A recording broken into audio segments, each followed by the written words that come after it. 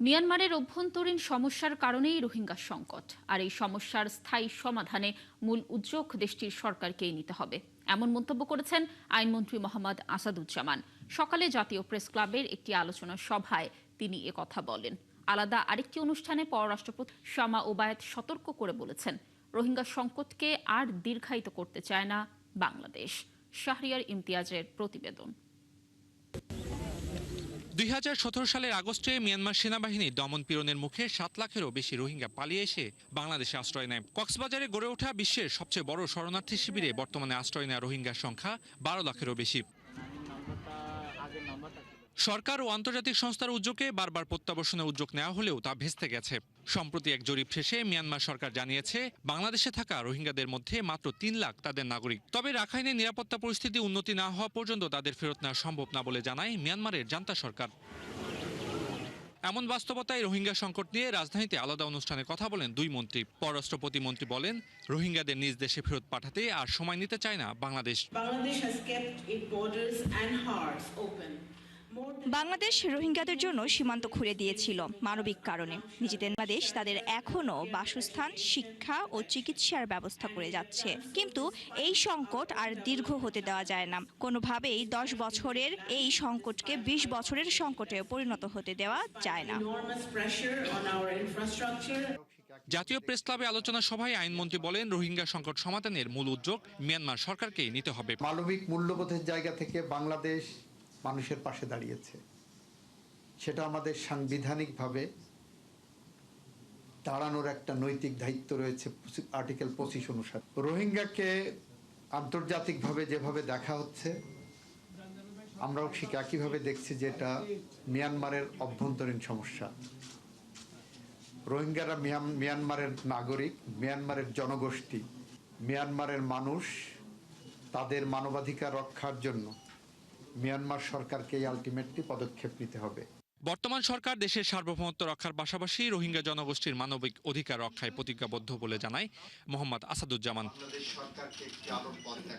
শাহরিয়ার ইমতিয়াজ, 71, ঢাকা।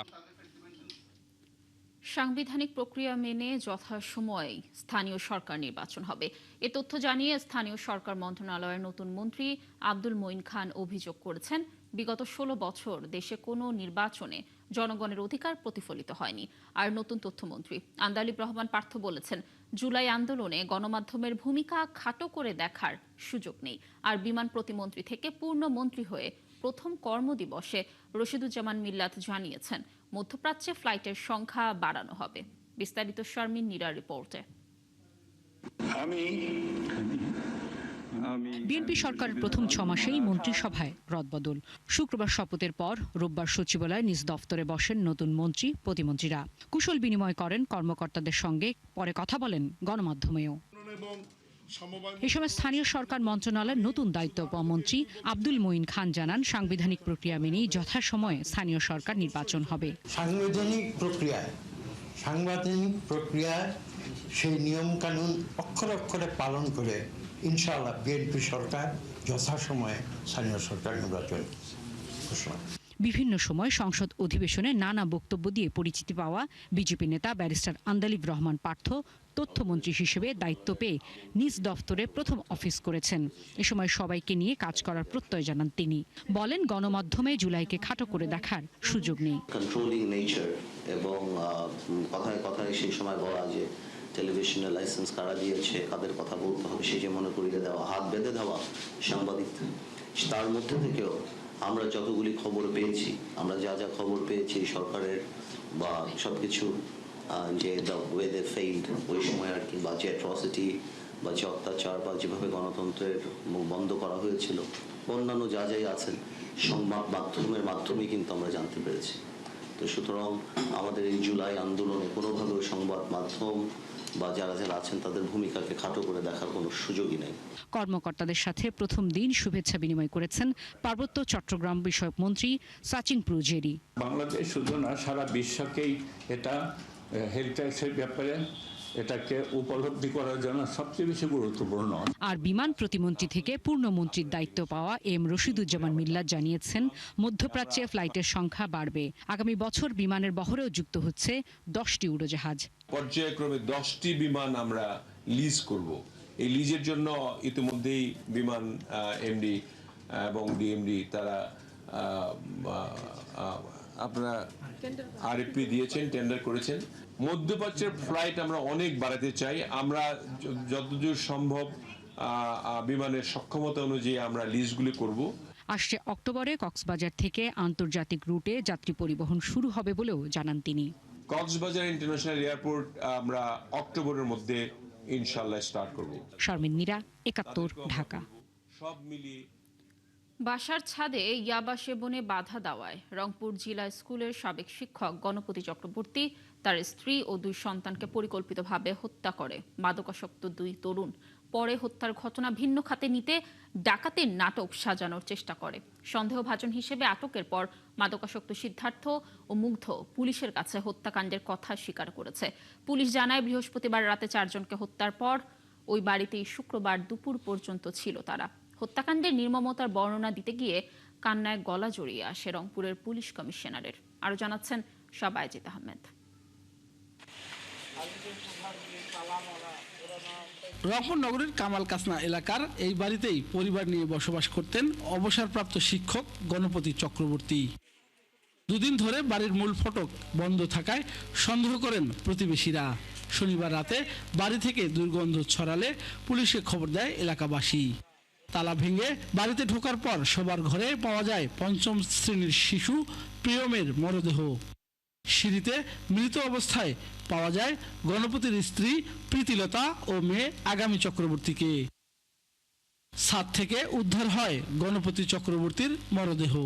মনে করছি পরিকল্পিতই, বাসায় বিদ্যুৎ যেহেতু বন্ধ করে দেওয়া হয়েছে, অন্ধকারে নেওয়া হয়েছে। গহনার বাক্সগুলো মেঝেতে বিভিন্ন জায়গায় যত পড়ে আছে, আলমারি খোলা, ড্রয়ার ভাঙা, আলমারি ভাঙা। সে একটু ভালো পরিবেশে আছে বিধায় মনে হয়তো কেউ তার উপর একটা আক্রোশ নিয়েছিল। তালাবদ্ধ ঘরে এলোমেলো জামা কাপড়, আসবাব, আলমারি দেখে প্রাথমিকভাবে ডাকাতি হিসাবে সন্দেহ করে পুলিশ।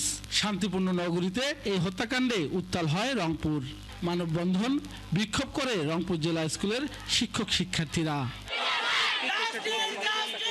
এদিকে কারমাইকেল কলেজের শিক্ষার্থীরাও মানববন্ধন ও বিক্ষোভ করে। স্যার অত্যন্ত সহজ সরল ছিল।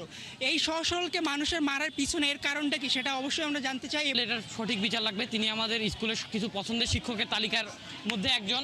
সকালেই এ ঘটনায় সন্দেহভাজন হিসেবে আটক হয় সিদ্ধার্থ, মুগ্ধ সহ 3 জন। পুলিশের জিজ্ঞাসাবাদে তারা হত্যার কথা স্বীকার করে। পরে গণমাধ্যমে মুখোমুখি হন Rangpur metropolitan police commissioner Abdul মাবুদ। তিনি জানান, বৃহস্পতিবার রাতে তার নিজের বাড়িতেই ছাদে ইয়াবা সেবনে বাধা দেওয়ায় প্রথমে গণপতি ও পরে তার পরিবারের 3 জন সদস্যকে হত্যা করা হয়। আসামিরা তাদের পরিচয় প্রকাশ না করার জন্য, সমাজে তাদের যেন পরিচয় প্রকাশ না হয়ে যায়, তাৎক্ষণিকভাবে ওই সারের গলায় যে গামছাটা ছিল সেই গামছা দিয়ে পেঁচিয়ে উনাকে সেখানে হত্যা করেন। তিনি আরো জানান, শুক্রবার দুপুর পর্যন্ত ওই বাড়িতেই ছিল হত্যাকারীরা। সেখানে আমরা ইয়াবা খাওয়ার আলামত পেয়েছি। তখন আমরা সন্দেহ করি যে যারা ঘটনা ঘটিয়েছে, ঘটনার আগে পরেও তারা ইয়াবা খেয়েছে, খেজুর খেয়েছে। খেজুরটার যে বিচি রয়েছে আমরা সেটা ডিএনএ টেস্টে দিয়েছি। এরপরে ফ্রিজ থেকে বের করে শশা খেয়েছে, শশা অর্ধ কামড় দেওয়া রয়েছে। এই ঘটনায় দ্রুত আসামি গ্রেপ্তার হওয়ার পর বিচারিক কার্যক্রম শেষ করে দ্রুত সাজা নিশ্চিত করার দাবি তুলেছেন এলাকাবাসী। শাবায়েজিত আহমেদ, ৭১, রংপুর। চট্টগ্রাম নগরীর চান্দগাঁও এলাকায় যুবক সাকিব হত্যা মামলার প্রধান 3 আসামি সহ 8 জনকে গ্রেফতার করেছে র্যাব। এ সময় হত্যায় ব্যবহার করা কিছু অস্ত্র জব্দ করা হয়েছে। গ্রেফতারকৃতরা হল মোহাম্মদ ইমন, আয়ুব, রায়হান ও তাদের 5 সহযোগী। বিকেলে র্যাব 7-এর চান্দগাঁও কার্যালয়ে সংবাদ সম্মেলনে এসব তথ্য জানান র্যাব কর্মকর্তা লেফটেন্যান্ট কমান্ডার তাহিদুল ইসলাম। তিনি জানান, মোবাইল চুরির ঘটনায় বিচার করায় ক্ষিপ্ত হয়ে আসামিরা এই হত্যাকাণ্ড ঘটায়। এর আগে গত 20 আগস্ট ব্যাটারি চালিত রিকশায় করে বাসায় ফেরার পথে ছুরিকাঘাতে জখম হন সাকিব। পরে চট্টগ্রাম মেডিকেলে নেয়ার পর তার মৃত্যু হয়।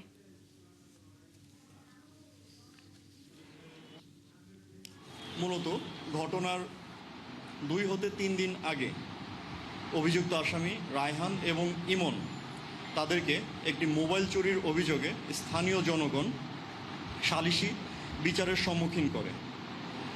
এরই জের ধরে আসামি ইমন এবং রায়হান তারা প্রতিশোধ পরায়ণ হয়ে অপরাপর আসামিদের সহায়তায় ভিকটিম সাকিবকে চাইনিজ কুড়াল এবং সুইচ গিয়ারের মাধ্যমে ছুরিকাঘাত এবং কুপিয়ে জখম করে হত্যা করে। গ্যাস বিদ্যুতের সংকটের জন্য সরকার দায়ী নয় বলে দাবি করেছেন বিএনপি ভারপ্রাপ্ত মহাসচিব রুহুল কবির রিজভী। তিনি বলেন, মধ্যপ্রাচ্য যুদ্ধের কারণে গ্যাস ও এলএনজি সরবরাহের ঘাটতির কারণে দেশে জ্বালানি সংকট হচ্ছে। আরেকটি অনুষ্ঠানে শিক্ষামন্ত্রী এহসানুল হক মিলন বলেছেন, কারিগরি শিক্ষা ছাড়া দেশের উন্নয়ন সম্ভব নয়। আরও জানাচ্ছেন মোহাইমিনুল খান অপু।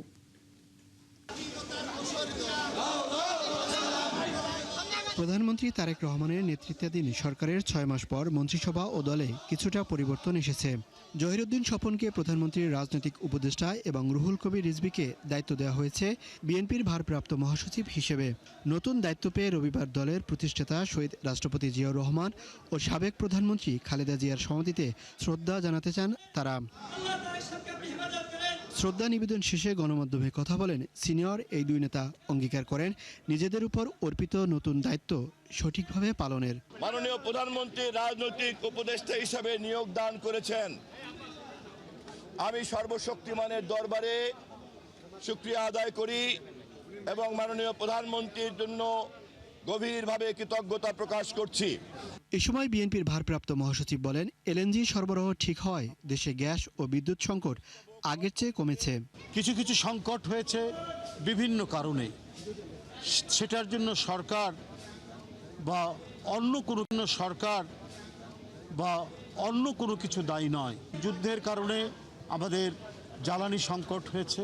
মহেশখালীতে ভাসমান যে টার্মিনাল, সেটার যে ত্রুটি হয়েছিল সেটা সম্পূর্ণরূপে সারাই করা হয়েছে, ঠিক হয়ে গেছে। গ্যাসের যে চাপ কমে গিয়েছিল সেই চাপ আবার বৃদ্ধি পেয়েছে। লোডশেডিং অনেক কমে গেছে। সাংবাদিকদের প্রশ্নের জবাবে বলেন, দলকে শক্তিশালী করতে সর্বোচ্চ চেষ্টা করবেন তিনি। সংগঠনের যে সমস্ত ত্রুটি বিচ্যুতি যেগুলো থাকবে বা সৃষ্টি হবে সেটাকে কিভাবে মেরামত করা যায়, এই ক্ষেত্রে দলের চেয়ারম্যানের যে নির্দেশনা সেটি বাস্তবায়ন করব। এদিকে কারিগরি ও বৃত্তিমূলক শিক্ষা এবং প্রশিক্ষণ বিষয়ক জাতীয় সংলাপে অংশ নিয়ে শিক্ষামন্ত্রী জানান, কারিগরি শিক্ষায় দক্ষতার অভাবে বিদেশে কাজের বড় সুযোগ হাতছাড়া হচ্ছে। বাইরে ঘুরে বেরিয়েছি, দেখেছি হিউজ লোকজন, তাদের কোনো কারিগরি দক্ষতা নেই এবং তারা ওখানে কোনো কাজ জানে না, তাই কাজ পায় না। নোবডি টুক এনি ইনিশিয়েটিভ যে ওখানে আমরা একটা ভোকেশনাল ট্রেনিং সেন্টার করি বা একটা পলিটেক করি from Bangladesh government. Aquaculture knowledge day উপলক্ষে রাজধানীতে এক সেমিনারে কৃষিমন্ত্রী আমিনুর রশিদ বলেছেন, নিরাপদ খাদ্য উৎপাদন, মৎস্য খাতের বৈশ্বিক বাজার ধরতে পণ্যের গুণগত মান নিশ্চিত করতে হবে। আমার মাটি পলিউটেড, আমার পানি পলিউটেড হচ্ছে, আমার এয়ার পলিউটেড হচ্ছে, আমার দেশের মানুষ কঠিন রোগে আক্রান্ত হচ্ছে। মোহাইমিনুল খান অপু, ৭১, ঢাকা। বিগত 6 মাসে আইন শৃঙ্খলা পরিস্থিতি নিয়ন্ত্রণে বিএনপি সরকার পুরোপুরি ব্যর্থ হয়েছে বলে দাবি করেছেন বিরোধী দলীয় চিফ হুইপ নাহিদ ইসলাম। বিকেলে রাজধানীর মিন্টো রোডে বিরোধী দলীয় নেতার বাসভবনে 11 দলীয় ঐক্যের বৈঠক শেষে সংবাদ সম্মেলনে তিনি এই অভিযোগ করেন। সরকার প্রতিশ্রুতি রক্ষা করতে না পারলে জনগণ রাজপথে মোকাবেলা করবে বলেও হুঁশিয়ারি দেন নাহিদ। তার দাবি, দেশের ইতিহাসে সবচেয়ে বেশি লোডশেডিং বর্তমান সরকারের আমলে হচ্ছে।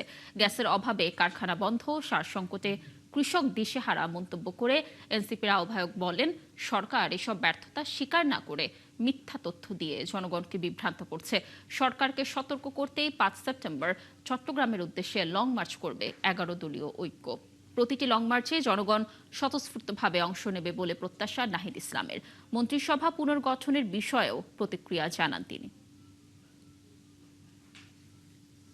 জাতীয় সংকট আমরা মনে করি, সেই বিষয়গুলোতে আমরা ঐক্যবদ্ধভাবে কাজ করার আমাদের সর্বাত্মকভাবে আমাদের ইচ্ছা ছিল। সেই জায়গা থেকে আমরা এটা বলেছি যে দেশের সংকটে, জাতীয় সংকটে আমরা আমরা সরকার দেখব না, আমরা সকল দল ঐক্যবদ্ধভাবে কাজ করব। যে আপনি যদি 70 অনুচ্ছেদ সংশোধন না করেন, আপনি যদি গোপন ব্যালটে ভোটের ব্যবস্থা না করেন, তাহলে এই রাষ্ট্রপতি নির্বাচন আসলে একটা প্রহসনের মতো। দর্শক, চলছে সংবাদ সংযোগ। সরাসরি সংবাদ অনুষ্ঠান দেখতে চোখ রাখুন ৭১-এর ফেসবুক পেজে এবং সাবস্ক্রাইব করুন ৭১-এর ইউটিউব চ্যানেল। ৭১-এর সাথেই থাকুন।